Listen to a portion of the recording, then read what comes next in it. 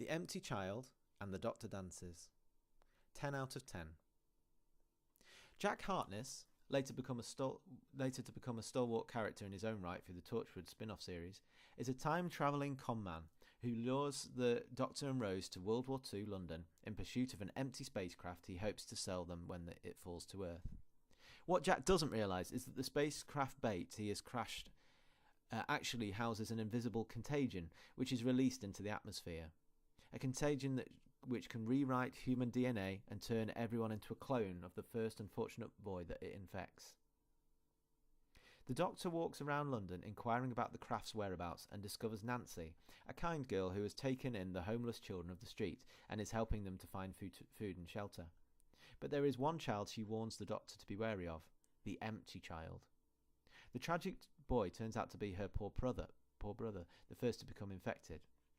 He endlessly searches for his mummy, converting all he meets by the slightest touch into the Walking Dead like himself.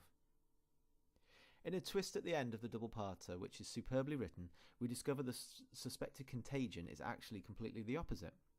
The craft the Doctor followed was actually an ambulance filled with minuscule nanogenes with the power to heal injuries. But in meeting the poor boy first, who actually ends up being Nancy's son rather than brother, they built up an idea of what healthy humans should look like and act like, and go about healing the rest of humanity, whilst in effect turning everybody into a clone of the same terrified undead boy. The debut serial of Stephen Moffat, who has written some of the best stories since the relaunch, becoming the executive producer and lead writer when Russell T Davies stepped down after Series 4. This is possibly my joint favourite of the Ninth Doctor stories, along with the series finale. It's well written and as creepy as anything I've seen on Doctor Who past or present.